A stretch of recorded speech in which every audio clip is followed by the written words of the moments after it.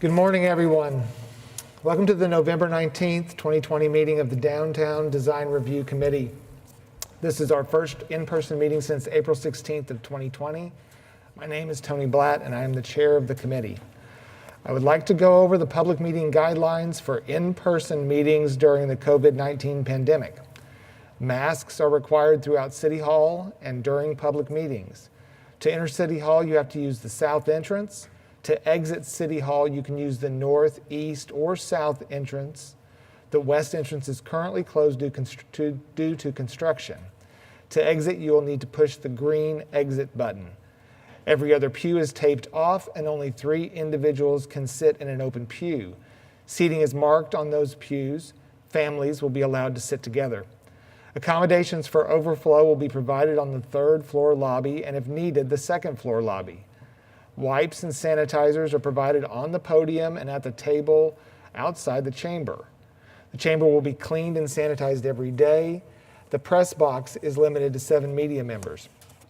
When called on, applicants and speakers will come to the front podium to speak. Only one person at a time should come to the podium. Speak into the microphone, please. If you come to the podium to speak, please keep your mask on while speaking. Capacity in the council chambers is limited to 33 people. If we reach this number, there is overflow seating in the lobby outside the chambers. If overflow seating is being utilized, we will ask the audience to wait in the lobby for their case to be heard so that the applicants can come into council chambers and leave when review of their case is complete. If you are parked in the Sheridan Walking parking garage north of John Rex Elementary School, staff can provide a parking validation ticket to you. The agenda and documents are located on https:/okcprimegov.com/portal/meeting. You will then click on an agenda item and the relevant documents will come up below the item. Jennifer, would you please call the roll? Thank you, Mr. Chair. Committee Member Blatt? Here. Committee Member Bates? Here. Committee Member Jones? Here. Committee Member Kriegel? Committee Member Surer? Committee Member Trujillo? Mr. Chair, you have quorum. Thank you. First item on the agenda is approval of the October 15th, 2020 meeting minutes, which are in your packet. In the absence of comments or questions regarding the minutes, I would entertain a motion. Make a motion to approve the minutes. We have Second. a motion and a second. Everybody will input their vote in PrimeGov. Oop.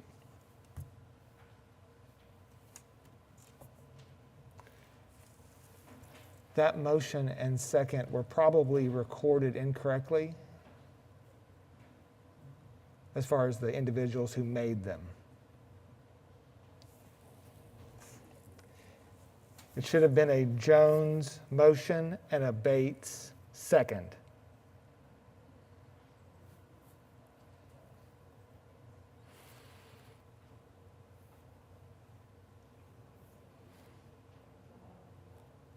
All right, thank you.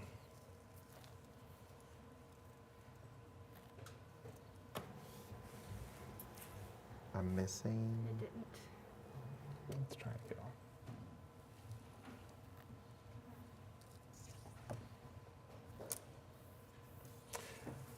We are hung up.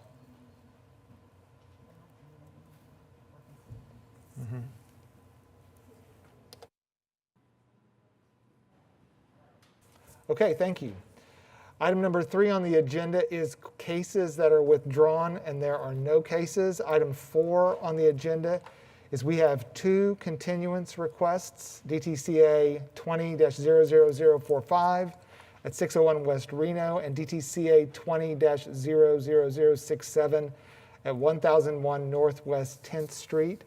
Can we have a motion on both of these at the same time? No, because one is being continued until January and the other is being continued till December. Okay, So wouldn't we need to do those separately? okay.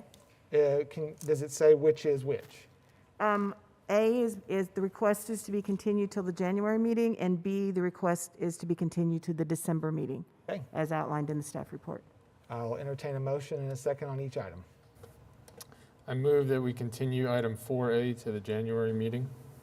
Second? So we have a motion and a second. And if everybody will enter their vote in PrimeGov.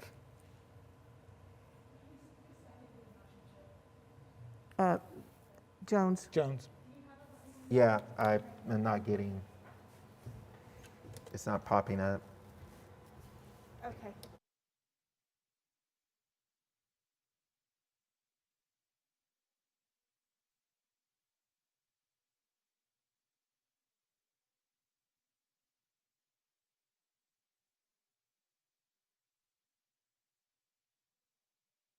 Yes.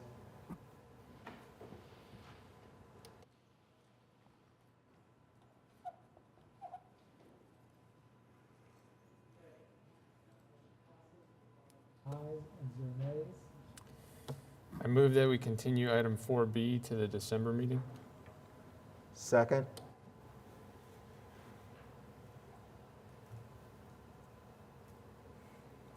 Yes. Jones?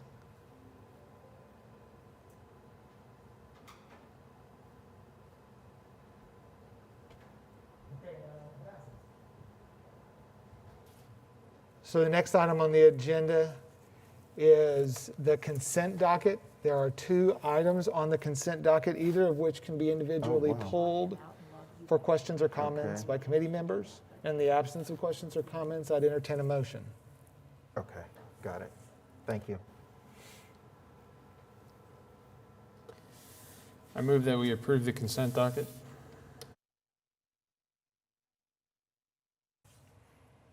Thank you. We have a motion and a second. If everybody would enter their votes in PrimeGov. Jones, yes.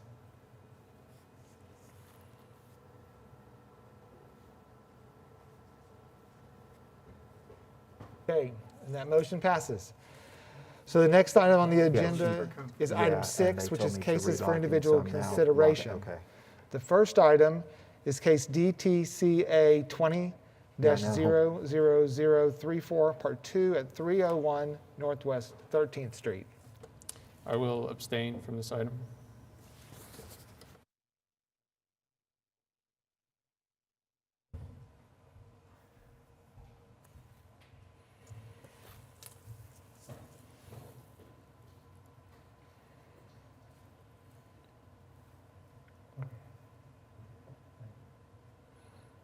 Okay. Laura, do you want to introduce this? Good morning, Laura Griggs, Planning Department. You might recall that back in April, at our last in-person meeting until today, this was on your agenda for renovation of the building. You approved everything that they requested with the exception of removal of the glass block. You might recall it's a very small area. It originally was bathrooms, and the glass block was original to the building. Additionally, the other half of this building had previously been renovated. It's called the Monterey, and it had a larger extent of glass block, which you'll see in some of the pictures that were included.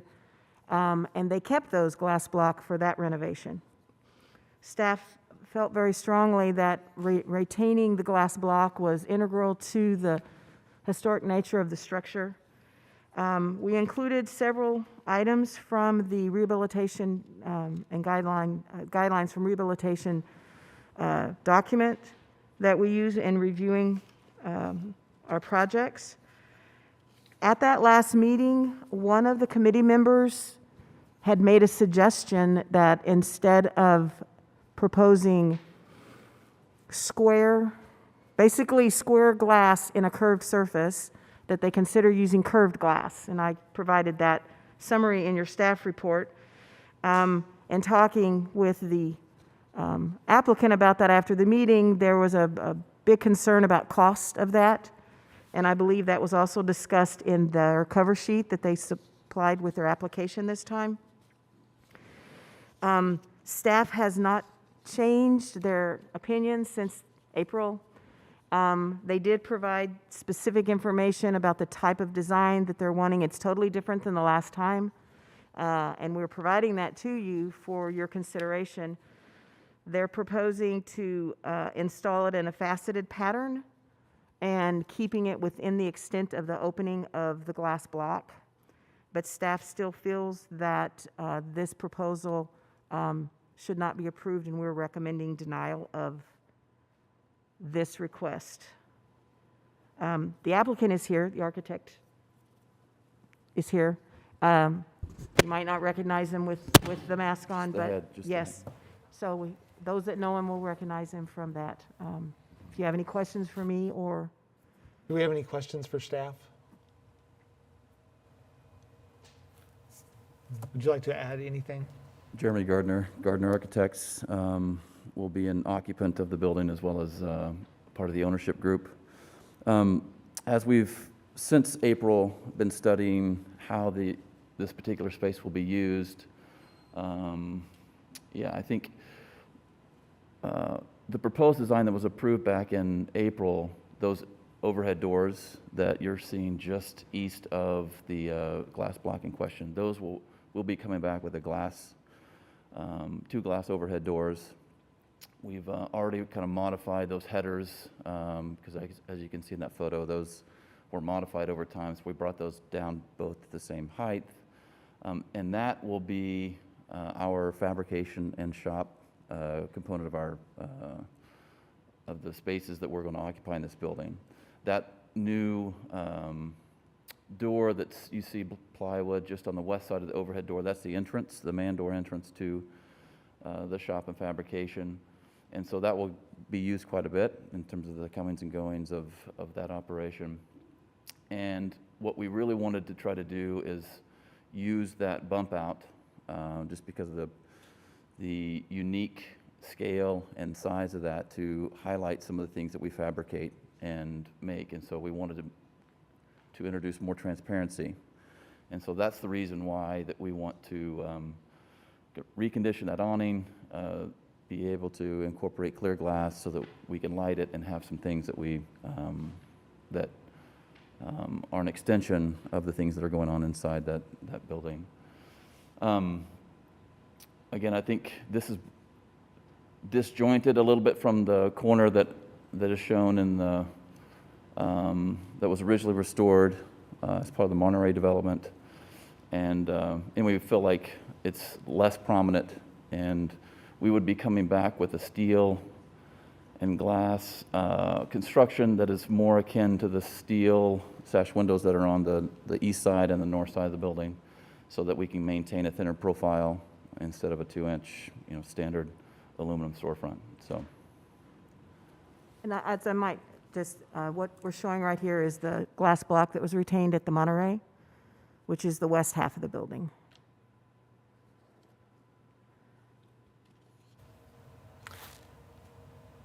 Do we have any questions for the applicant?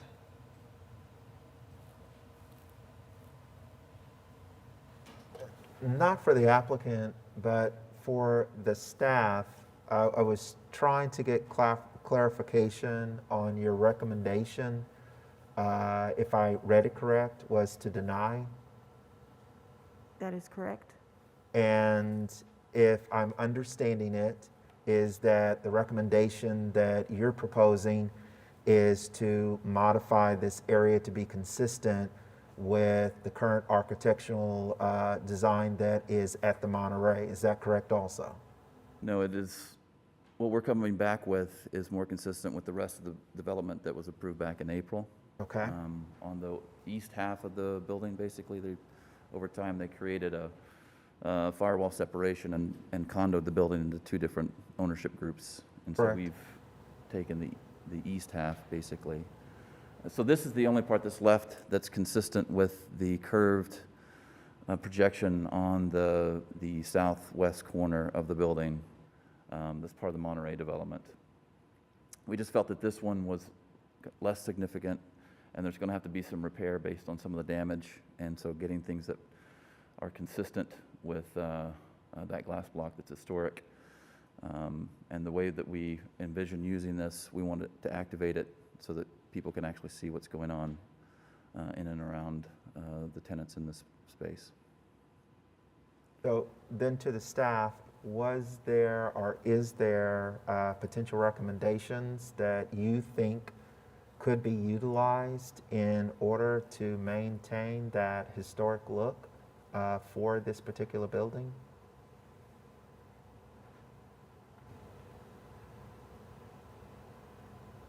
To be able to do what the tenant wants to do, you would have to eliminate the glass block. I suppose if you had clear glass that had dividers on it, that, I don't know why you'd want to do that, though, that would have a dividers that replicated the size of the glass block, but you could still see through it, and it was curved, that would probably be as close as you could get. I think if the glass block were removed, then it probably should look to what was used for the rest of the building, which is how they came up with the current proposal with the faceted. Right. Part of staff's reasoning for retaining this glass block was because the Monterey kept the glass block. And even though it's two separate ownerships, from all appearances, it's still one building. It was built as one building, as a car dealership.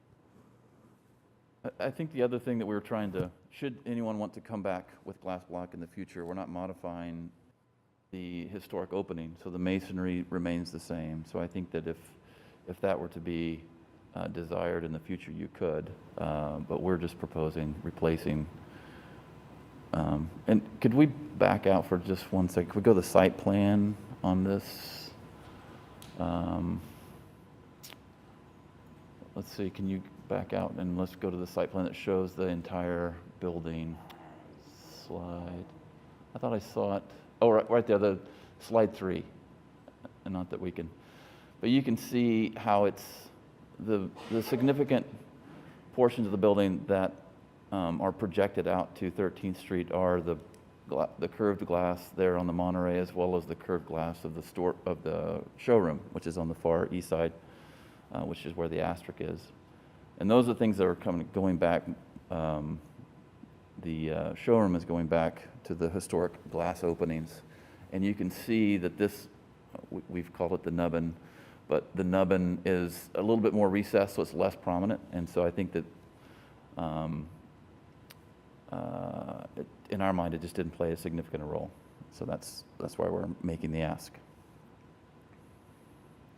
Was there any consideration to incorporate both clear glass and some block? I thought that there was at least a little bit of a discussion about keeping the glass block where it was, introducing clear glass. But I also, when I understand what you're trying to achieve, and I see the benefit of having the visual connection, especially at the pedestrian level. I mean, that's kind of what we are trying to do downtown everywhere. Is there any desire to have maybe clear glass as the centerpiece and the two current openings, but allow some of the historic glass block to remain? That might be a diluted version of either, but it would allow, I think it would keep some of the historic. Then my only other comment is, for some reason I've got a little bit of a concern with the mullion right in the middle, because the glass block currently acts as a unit, and currently your clear envelope is split. And I realize that the way to solve that is curved glass. I'm not saying that that's Right. the answer, but I'm curious if there is a way to not have a dividing mullion right in the middle of what was previously just a piece of fabric, the glass block as a unit. Right. There is a column kind of right behind. Okay. Sure, right where that center. Maybe it's not showing in there. So it's different than the demo plan. There's a column there already. Yes. Okay. And that's probably what the steel for the canopy is engaging Yep. into. Mhm. Okay. And visually, if that was done, it could be behind the glass element. I guess if we were to have to compromise, then we could look at, incorporating the glass block flanking both sides of those historic doors. But again, our preference would be to. I think there is some value to keeping some of that historic fabric. Okay. And I'm curious, that would be something that I think that would accomplish what you're trying to do with respect to a showroom that you're trying to have people be able to see into, but also keeping some of that historic fabric that was on the original building. Okay. So just, if I understand what you were asking, you're talking about the possibility of allowing the middle, we'll call it the middle, which is the big one, to be changed to the current proposal, and then keep the two small extents of the glass block? Some solution that would allow some of the original to be maintained. And I don't know which, not trying to overthink it. Yeah, I would let you come back and recommend something that you thought would work, but something that would keep some degree of the original glass block in place. Okay.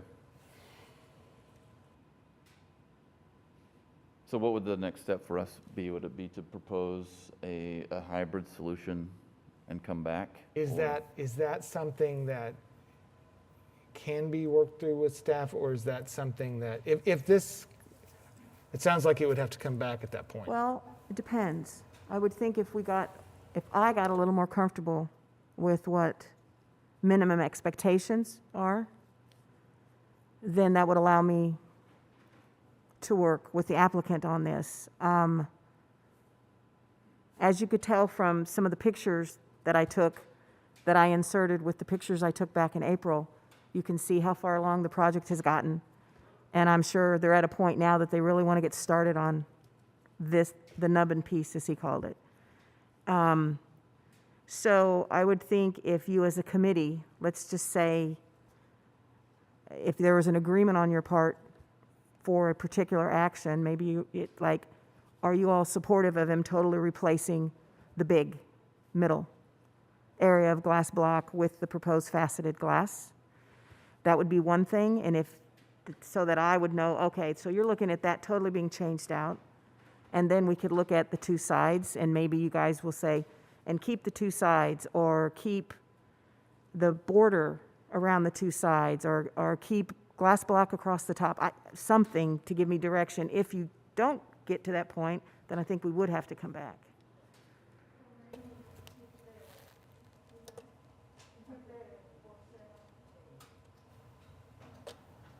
Is here?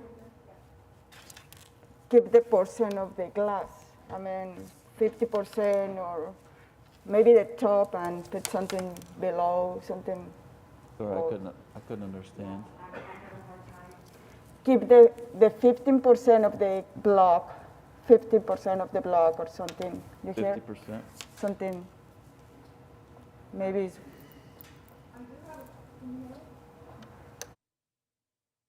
Speaker?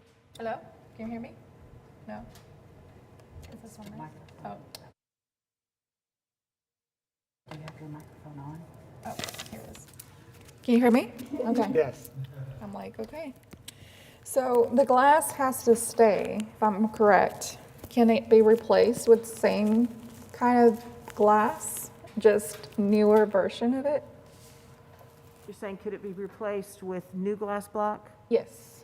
I think the thought is that there's a degree, if it would stay, I don't think that there's really a benefit of new versus old. The issue is they want the clear so that they can see in. I like the ideas of keeping things pure. So from my standpoint, it's either keep the middle and flank with clear glass, or keep the flanks and have the middle in clear glass. Either of those would be if a motion was made, I could be on board. something that would remove all of the glass block, I probably am not in favor of, just because I think that some of that fabric is valuable.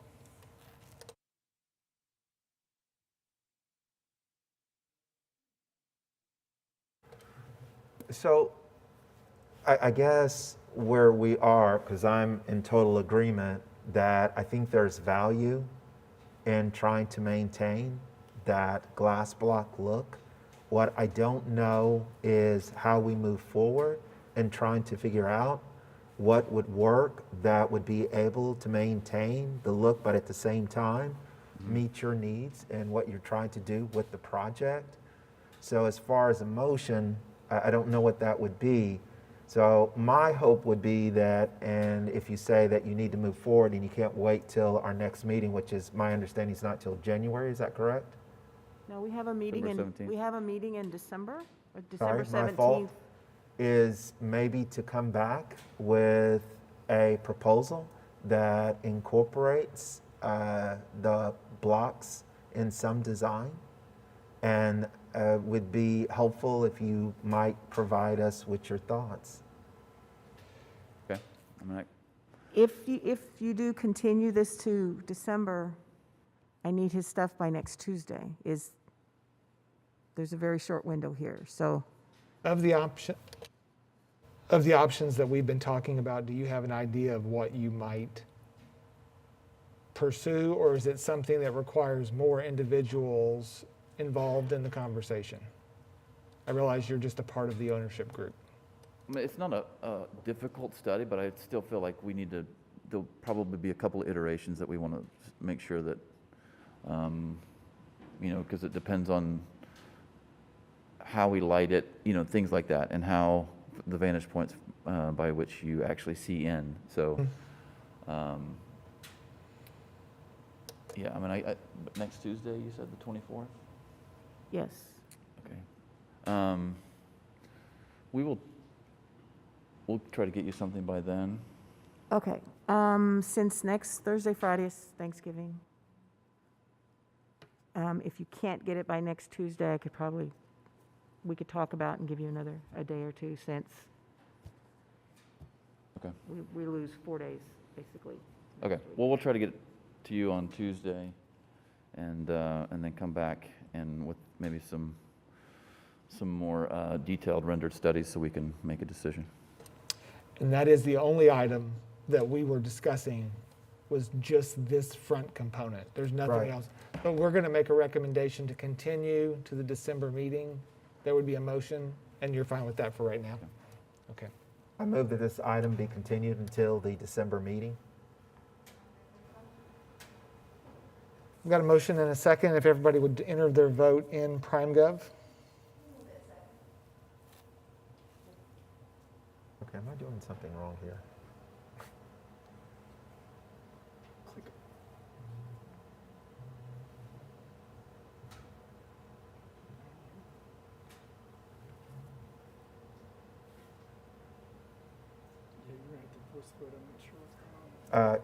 Yes. Gary Jones.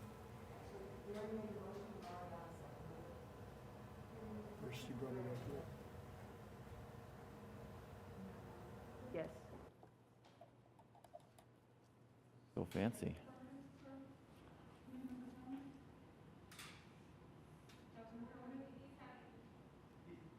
He can't vote. I'm not sure what the issue is. If you can enter that motion for him, please.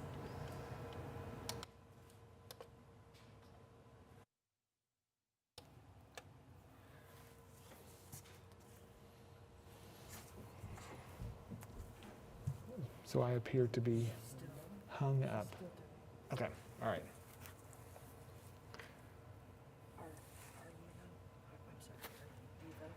I need to, but I am. Go back to, take your computer at the top. All right, very good. No, that's fine. Okay, thank you very much. Thank you.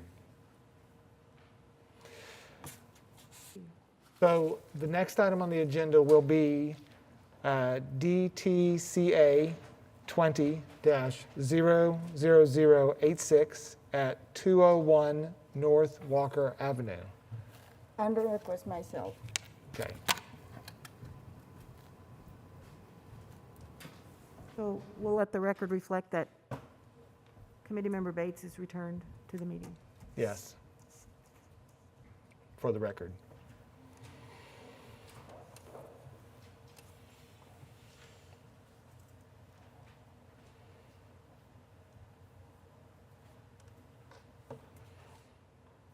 Okay. Laura Griggs, Planning Department. This is a request for an addition on the north facade of the Civic Center, which most of you are probably very familiar with. I don't believe since the establishment of the design district that we've had anything building related come before this committee. There has been a lot of ground related, the park area related applications that have been approved. I included all the history and some really fantastic information that was taken from a 2016 Historic Preservation Commission staff report when this was being recommended to be put on the National Register of Historic Places. So in 2016, this building was put on the National Register. The intent with this addition is they're working on trying to improve the accessibility into the Little Theater. I personally have only been in that Little Theater one time, but probably most of you have been in there more than that. The proposal would have an elevator. They're doing a bunch of interior renovation, which we are not involved with because we only deal with exterior of the building. So there were several guidelines that I included from the rehabilitation document. And so just to kind of bullet some of the concerns that we raised dealt with adding this addition that is in front of a street facade of a building. It's not the Walker facade, which most people think of as the primary facade, but you have the north and the south facade, which are all still street facing. There was an addition to this building several years ago, but it was on the west side, which everybody I think has all historically thought of as the back of the building. And it doesn't stick out in front of the existing facades. That one was done in such a way that you can clearly tell that it is an addition and it didn't try to be a dominant addition to the building. So with this addition, reflecting some of the characters of the existing building gives it some of the prominence, especially when it's in front of the building. There is, and if we can go to the pictures that the pictures that I took, there is a set of windows that, and this is, that's a good one. So you can see in that upper left photo where I tried to kind of show you where the addition's going to go and I put the yellow. So that lower window will be covered by the addition. I mean, it's obviously getting, the windows being removed and the addition is over that.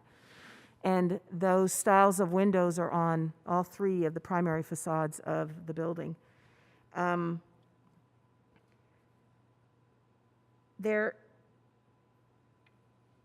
The other issue that we had with this was the proposed sign. Thank you so much. Now should we go to the renderings of the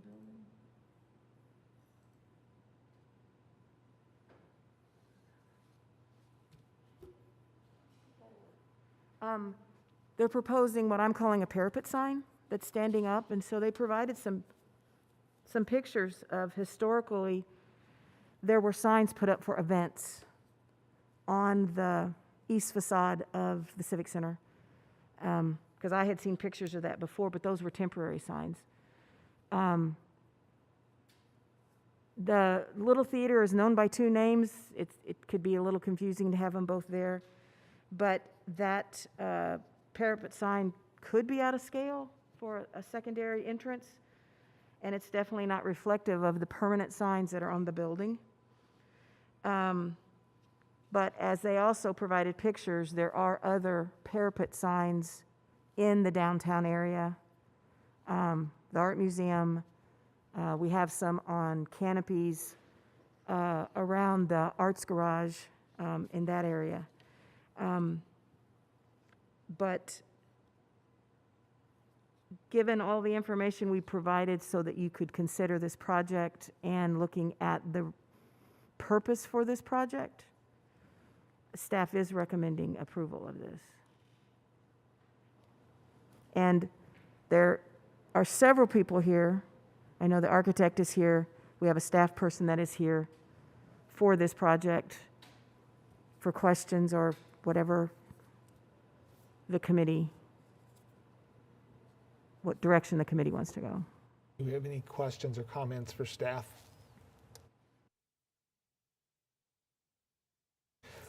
Would the applicant like to make any further comments?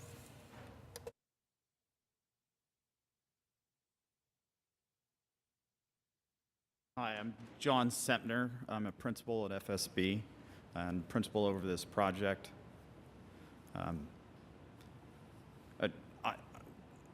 We presented this to you guys a few months ago, and we got some great feedback. We took that back along with staff comments and other feedback we got from both the City Historic Preservation Office and the State Historic Preservation Office. And we really tried very hard to incorporate and bring forth a lot of that commentary. This is a very public building, and we wanted that public feedback before we settled on the design. I think the last time we brought this to you, it was a little more contemporary.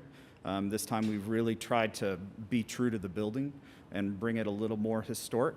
But there, this image doesn't quite show it, but there on the left side, we brought in a really historic glass, or a very contemporary glass piece that matches that window we're covering.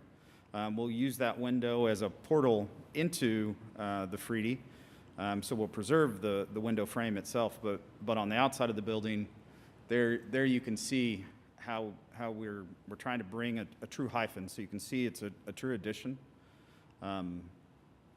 But we try to really respect this building and its historic prominence.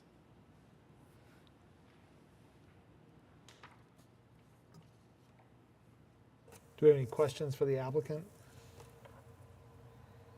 I don't have any questions. I got a chance to read a story in the newspaper about the additions and the need and how it will better serve those who are able to enjoy the different entertainment that is provided at the Civic Center.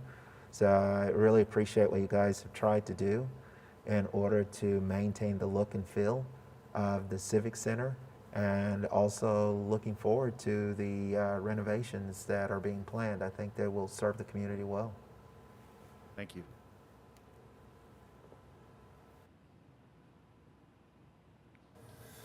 So first, thank you. Thank you for coming in a couple months ago and presenting, doing a presentation. I think that's always beneficial to the process overall. And thank you for taking those comments back to the drawing board and updating the project as you have. I think I echo Gary's comments about the use and the need for the addition. I think this has been handled quite well in regard to respecting and complementing the existing building while at the same time presenting itself as an addition to it. I do have just a couple detailed questions, and I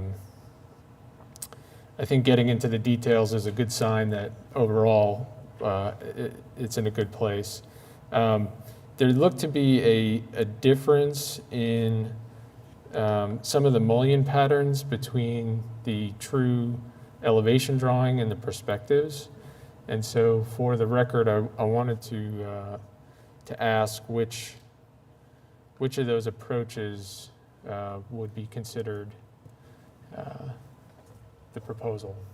The true perspective showing additional horizontal elements in the surrounding windows. I noticed that as well. Yeah, if you go to, yeah, that one there. So this one shows, let's say there's squared proportioned lights flanking the main doors. Those are shown in the center module, but not in the flanking glass modules. Whereas in the perspective, that element is carried across. Our intent was to carry it across the entire facade. Okay, I so believe it is not in every window along that facade. I believe it's in the majority of them. Just the lower at the ground then- floor. So if we could go to the,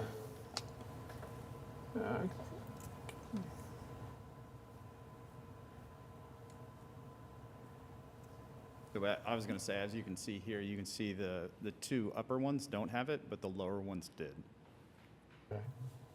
yeah, there's the shot that we had up before. So yeah, 68 right there. So is that's more of the intent with the volume? Consistent with the Okay. intent, yes. Okay, I just want to make sure that that's captured Yep. within the meeting.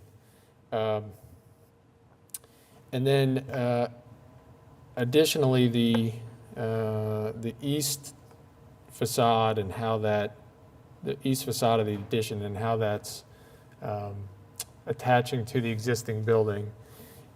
The upper floor, is that vision glass or spandrel glass? It looks darker than the first floor. So it won't be spandrel glass, it'll be vision glass, but the ceiling soffit turns up right there, and so it creates a soffit. We'll try to light it appropriately so that it's similar lighting to the rest of the space, but it does create a little bit of a shadow there. Okay, so the way you can see through on the first floor, the second floor will be more similar to that? Yes. Okay. Well, And- let me state that. So where you're looking at it right there is the second floor. So the first floor, there won't be any glass along that particular facade on the east. You're only going to see that, and then that's really the parapet. And we're screening a couple pieces of mechanical equipment up there. Okay. So that's why it's quite so tall. So is that, then above the second floor, is that spandrel glass? No, that's where the ceiling turns and pockets up into.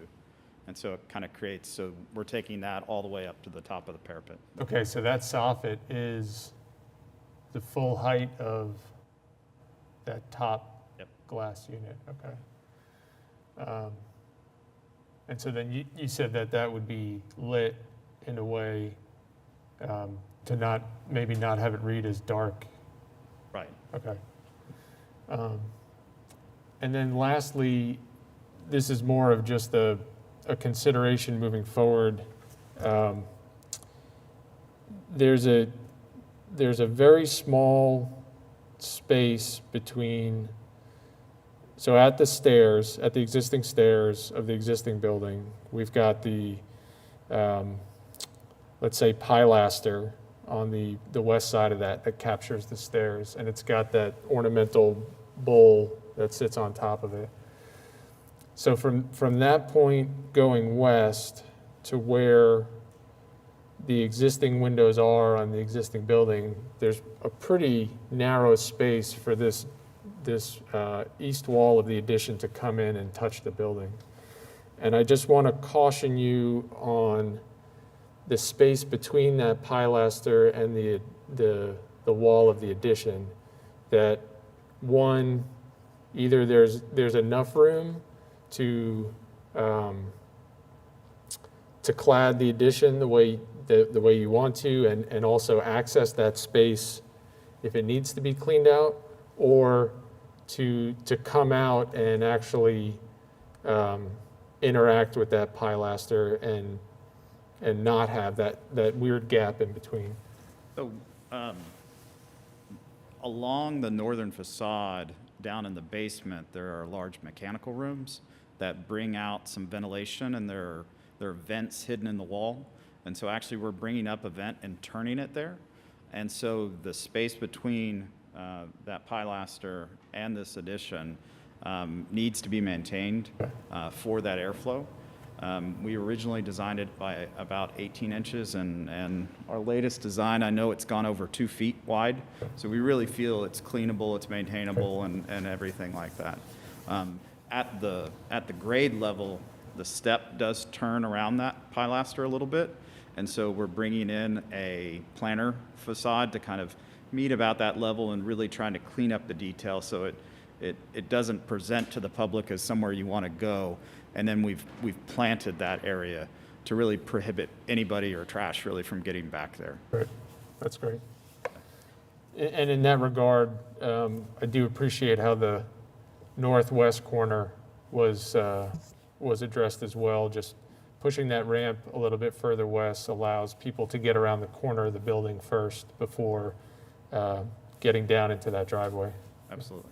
So, thank you.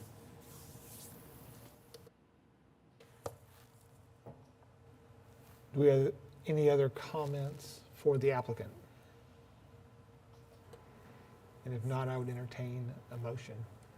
I'll make a motion that we approve the application on the basis that the project complies with the regulations and guidelines of the Downtown Design District zoning ordinances as referenced in section C and D of the staff report.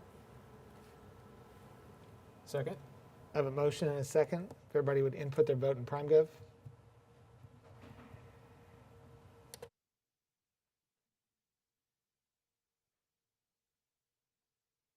Yes, Mr. Jones? Yep.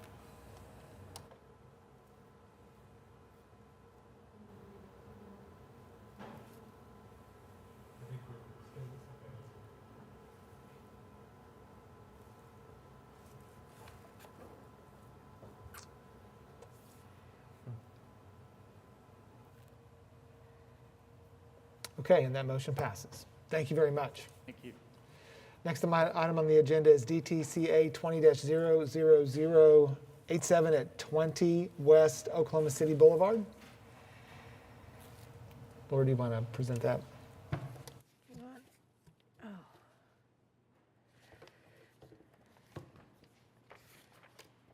Sorry.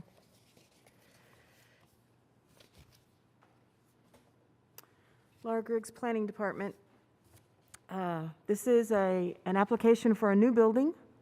We've been waiting for this building to come in on the corner of E.K. Gaylord and West Oklahoma City Boulevard.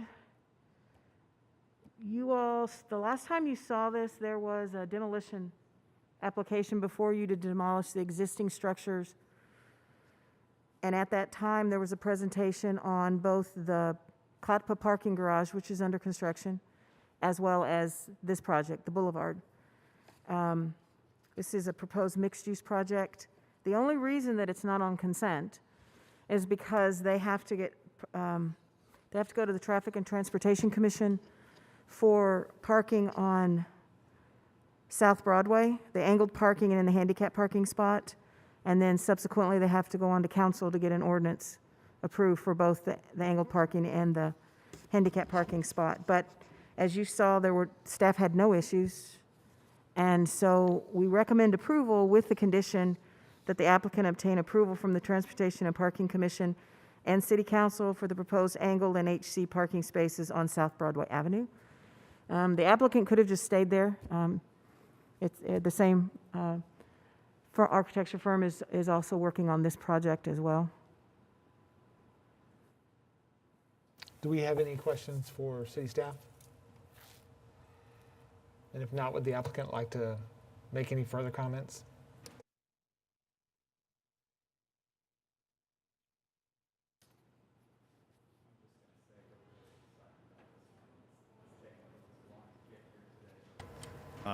We think this is going to be a great addition to downtown. Do we have any questions for the applicant?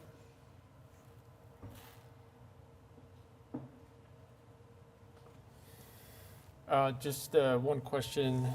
I think overall the project looks great. It addresses that corner or that street side of the boulevard.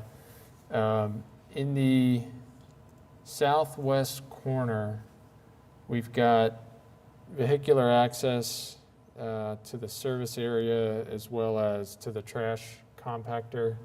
We could go to it's drawing B7 on, as they've got it noted, is the one I'm looking at. We wanted to see the plan. So you could go to 92 would work. Yeah. So that southwest corner of the property. I guess, do we know what the curb condition is at the northwest corner of the parking garage project? I'm just looking at how wide that curb cut is with regard to crossing that area. Oh, explain that again. So, okay, so at the southwest corner of this project, we've got the curb cut that's there. Right. To gain access to the trash compactor and the service courtyard. Directly south of that, does the curb for the parking garage start at the south end of this property line? I'm concerned about the width of that curb cut as the two projects come together. Yeah, so our project really abuts immediately up. In fact, it integrates with the parking garage on several occasions. That drive's been something we worked with the architect and the owner of the parking garage, Embark as well. So while I don't know that it does curve appropriately, we'll ensure we coordinate that as part of the final connection over. Okay, yeah, just to keep that, the width of that curb cut as short or as Right. Narrow as it needs to be. It's in our best interest that pedestrians can Right. freely walk along that side Yep. from the parking garage up to our property, so we'll ensure that. I just have one more thought, and it's not necessarily a comment for incorporation, but the retail spaces on the northeast corner, I would be a little concerned about the success of those, given their size, their depth, the way that the sidewalk, you have to get up onto the platform to get into those spaces, and then actually most noticeably that the back corridor to those retail spaces and how that corridor is shared with the front doors of some of those units. That to me just jumped out as an area for potential crossing of uses and overlap that may deter people from wanting to live in those units or inhibit the retail from operating as efficiently as possible. So that's just something that I wanted to point out to consider moving forward. In really early planning, we spent a lot of time. This is a much more challenging corner than I think a lot of people give it credit for.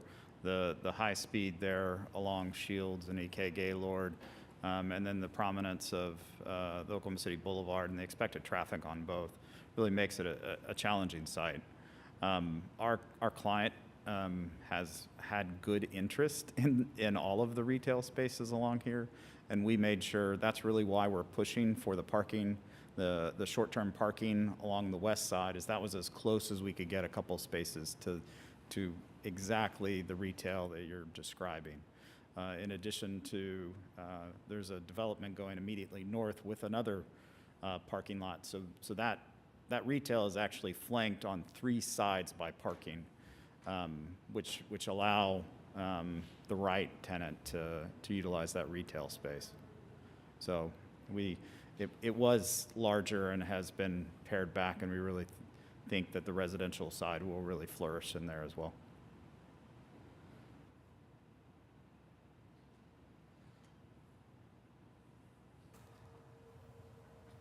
Are there any other questions or comments?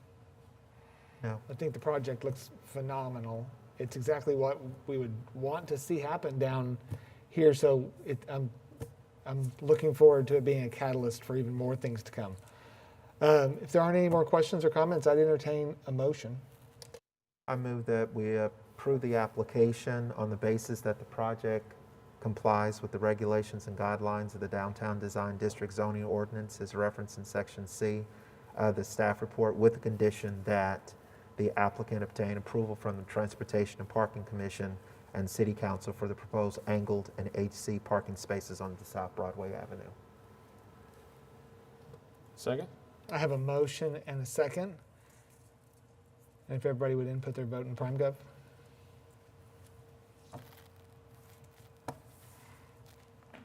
Gary Jones votes yes.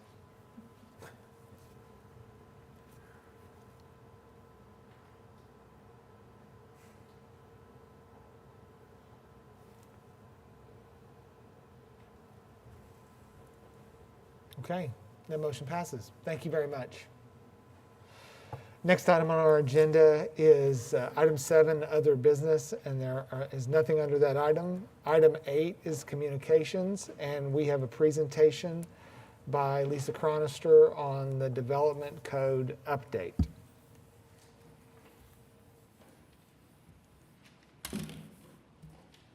I can do.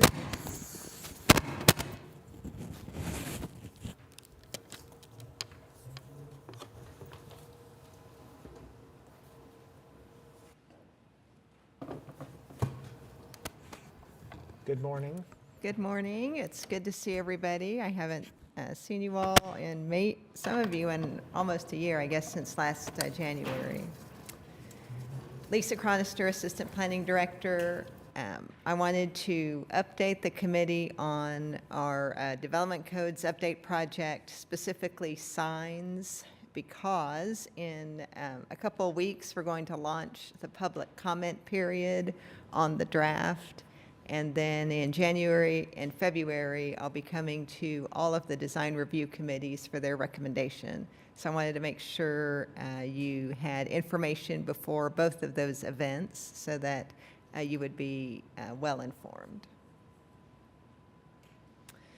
So I'll talk about, the background of the project, why we're doing it, how we got to this point.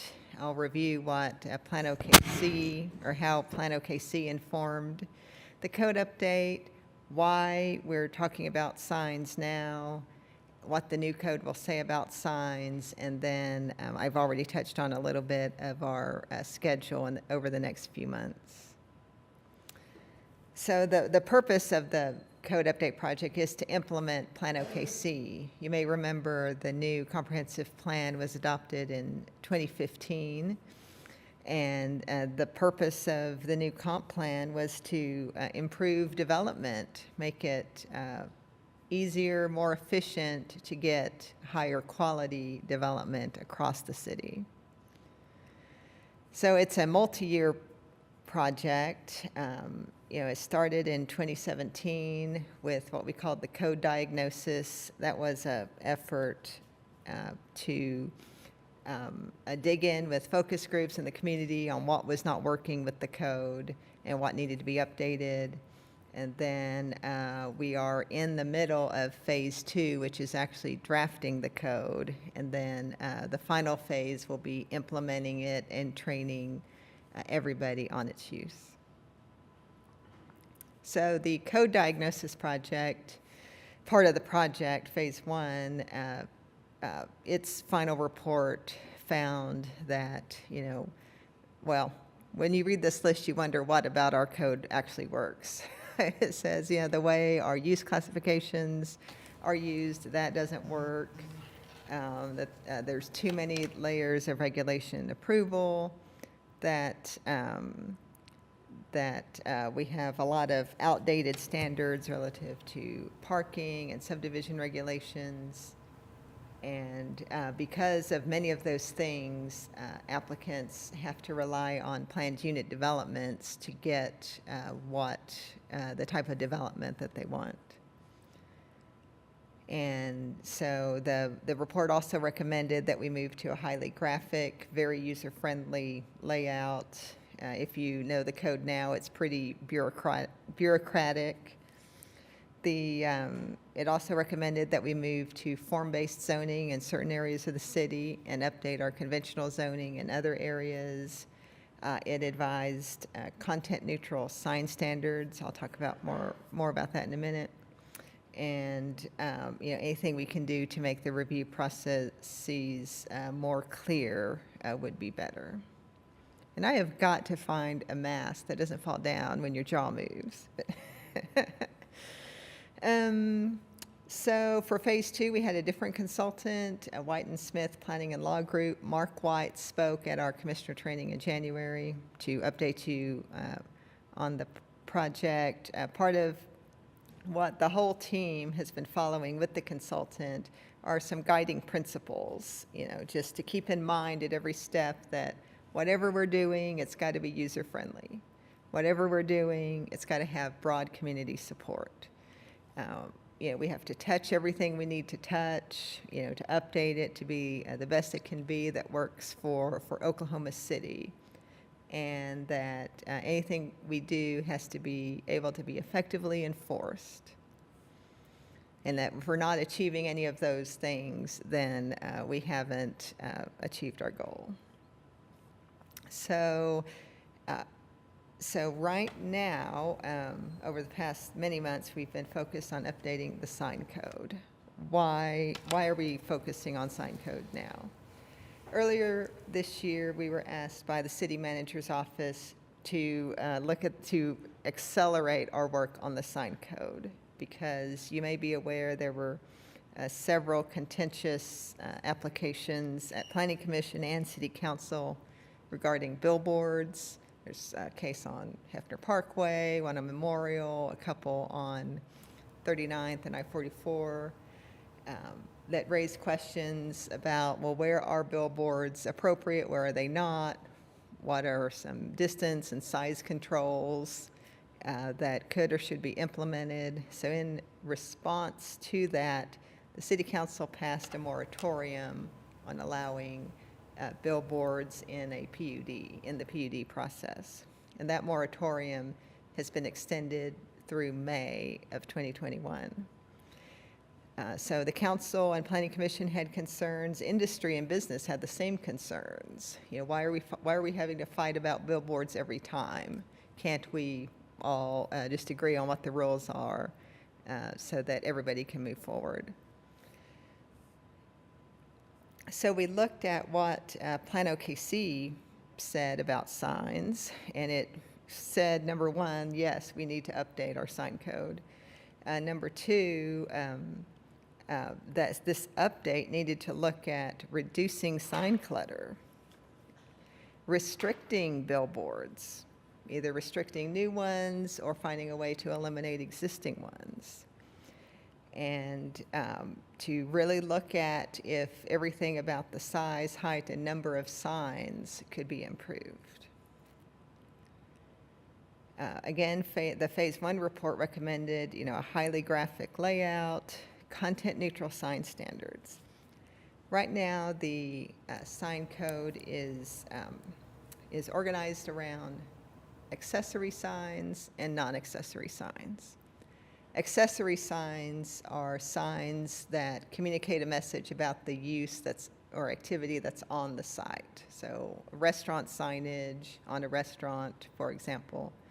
And non-accessory signs are signs that communicate messages that don't have anything to do with what's going on at the site. So typically that's advertising, that's, buy Coca-Cola or whatever. But there have been many recent court cases over the last several years about free speech and sign content, and those are driving the importance of getting to a content-neutral sign standard, signs that are not defined by what they say, signs that you do not have to read them to assess what the rules are. So if we're not regulating the content anymore, then what are we going to regulate? We can regulate so many other things, some of which we already do. We can still regulate the size, the height, how many signs there are, where they are on the building or site, what they're made of, whether or not they light up, whether or not they move, how bright they can be, all of these physical things we do regulate, and we can continue to regulate perhaps in some other ways. So to develop the code, well, with that understanding, to develop the code, we met with many focus groups. I think some people here may have been a part of those. We met with sign industry people, developers, realtors, architects, planners. We also had several meetings with the stakeholder advisory team that is composed of many industry professionals, including planning commissioners, city council members, architects, developers, and their role has been to provide technical expertise about what is needed for development and how changes to the sign code will affect that. We've also met several times with a subcommittee of the SAT, which is we've called the policy committee. That's the planning commission and city council members who serve on the stakeholder advisory team. And it was important for staff and the consultant to meet with them specifically because they are the people who are going to be making the recommendations on the code and who will ultimately be approving or not approving the code. So we needed to check in with them at various points in the process to confirm we were going in the right direction of something they thought could actually be adopted. So with all of that, we have arrived at a first draft of the sign code, and it has just been reviewed by the SAT and some sign industry partners. And that's what we'll incorporate their input, and the next draft is what will be released for public comment. Basically, so signs right now are in Chapter 3, and most of the building and site standards are in Article 5 of Chapter 3. We're going to get rid of that whole article and move all of the sign regulations to Article 16. We're going to regulate them by physical feature, location, type, size, not by messaging. We're going to regulate them by what type of street they're on and what type of zoning they have. We're going to create some easy-to-read tables that you'll see in a minute, and include some graphics that better communicate the intent of the sign code. So the sign code will live online. When you go in December, when you go in to look at it, you'll see a link and an opening page just like this to view our codes. The biggest thing I think I want you to take away is many provisions have not changed. They've just been relocated and reorganized. Signs, instead of being accessory or non-accessory, they're defined by their type. So there's 5 different types of signs. For design districts, so Bricktown's standards are the only ones right now that are in Chapter 3. So they are being moved to this new article. Downtown, the regulations and guidelines specific to downtown that are in Chapter 7200 are not changing. They will remain, and they will supersede anything that is in Article 16. That said, right now, the downtown ordinance references Chapter 3 standards for office, commercial, and industrial signs. And those provisions are being moved and modified. So when you see the ordinance in January or February, you will see where we have changed references from Chapter 3 to Chapter 59, Article 16. One real change that will affect the committee's work is murals. The Office of Arts and Cultural Affairs and the Arts Commission and several subcommittee focus groups have been studying ways to simplify the murals process. They've been working on this for quite a long time. So the new code is proposing that that murals require a sign permit, which they already do. That if they're in a design district, they require a CA, which they already do. But that Arts Commission approval will not be required. And part of what will allow that to happen is we are proposing a set of really objective standards for approval so that staff, both planning staff during the CA process and staff at the permit desk, can more efficiently approve murals. We've also kept the provision for how much text is allowed on a mural, which has often been important to the artists. And we've also changed it from a conditional use to a permitted use. So it will be allowed, and this is the checklist that allows staff to approve it. So that should it'll cut off in design review. Well, for everybody, it'll cut off a whole meeting cycle, which could be 4 to 6 weeks to get approval. So specific issues that we have changed, and I want to call your attention to, although not very many of these affect downtown, but billboards are a conditional use in downtown. They will remain a conditional use, but otherwise they will only be allowed on freeways. We're going to increase their spacing. We're going to measure that spacing on both sides of the highway.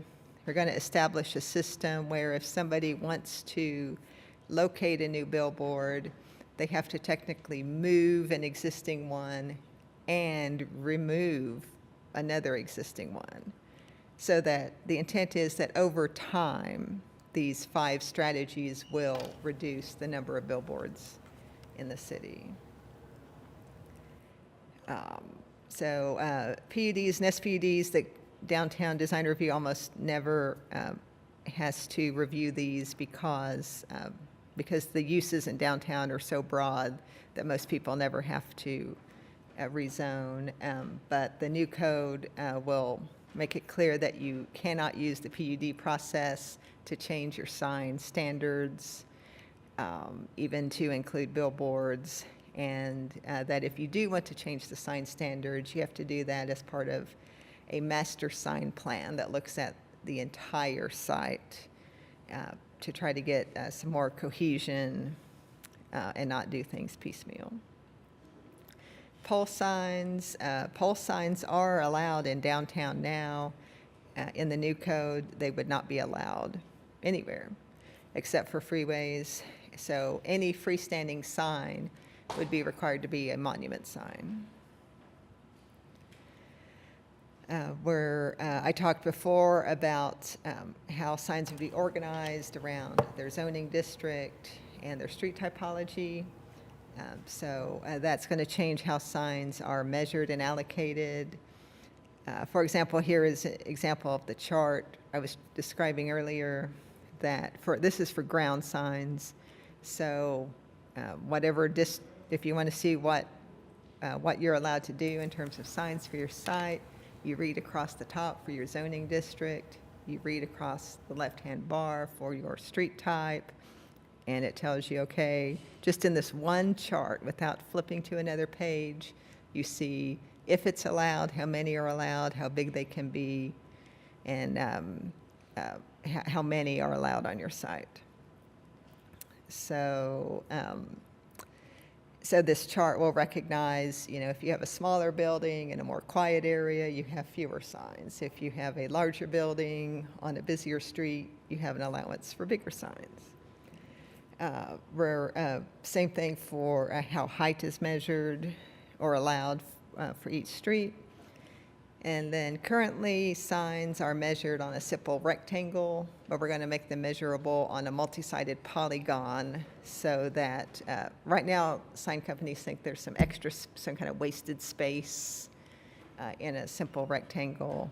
So we're going to make it clear that they could get a little bit more area. EMDs are also allowed in downtown. They would still be allowed in downtown. The biggest change to EMDs is that there will be provisions, for non-residential uses in residential districts. Things like churches, schools, libraries who need EMD signage, they would be allowed to have them with certain controls without having to get a variance. Like I said, in December, we'll be rolling out the public comment period. I'll make sure that all the design review bodies are aware of when that has happened so that you can review it. One reason I'm asking you to really pay attention to that review is so that when I come back in January and February to ask you to recommend the ordinance, that you will have already had the opportunity to be informed and ask me or Katie any questions about that. So, Mr. Blatt sat patiently. He heard this exact same thing about 12 hours ago. But I'm happy to answer any questions. Thanks, Lisa. And I think this is great. One question on the EMDs. Is there any reason to allow anything above a level 1? I guess that's a matter of opinion. Right. Yeah. So I guess just as a general comment then, I'm in favor of reducing sign clutter as much as possible, and I would lump into that animated EMDs as part of that clutter. So I understand the advantage of them, and I personally see that you can capture that advantage at a level 1, and I think once you go above a level 1, you're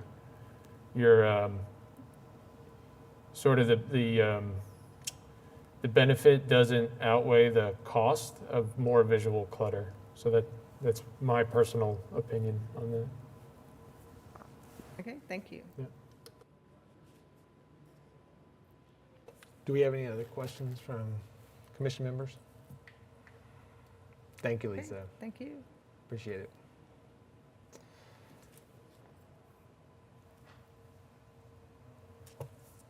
So item 8B on our agenda is administrative approval reports. We have several items on the agenda, none that specifically need to be spoken about unless there's a comment. And if not, then item 8C is comments from planning department staff. Well, we had a meeting scheduled for December anyway, but since you continued an item, you obviously now know, yes, we do have a meeting in December 17th. Please check your calendars. We are down to 6 members, which makes it a little more difficult because we need 4 for a quorum. We don't have as many, we have not as much wiggle room. When that one person up to 7 was really helpful, so keep that in mind as you're looking at your calendars. But it's good to see all of you, and have a good Thanksgiving and Christmas. Well, Christmas is next month. So. Laura, has there been any consideration to going back to virtual? Any discussion? That's a state legislature, Okay. and so you've probably been seeing on the news, reading in the newspapers, which is what I'm doing, so that's not city-controlled. Supposedly, they're going back into session at least by February. Okay. So, sorry, I wish I had an answer and could tell you the city could control it, but we don't. Is there an active pursuit of that seventh member for us? That, the mayor's office is who appoints them, and I believe, Yes, They're the aware. mayor's office is aware of the vacancies on this body as well as several other bodies. Making their way down our list of vacancies for all the design review committees. So, you know, And I we know have a lots of couple of special you- requirements to fill for who can serve. And so finding the right fit can take time, but it is in process. and a couple of you still need to be reappointed, because you kind of expired toward the beginning, I think it was actually last year, so hopefully that will happen as well. I was just going to say thank you all for your patience and for your hard work using our new fancy technology. If you can log out of PrimeGov before you leave, we'll take care of the rest of it, but just make sure you sign out so that the next person that can sign in. You don't have to do anything else with the computers beyond that. So do we have any other comments from commission members? And if not, our next meeting date is Thursday, December 17th, and with that, we are adjourned.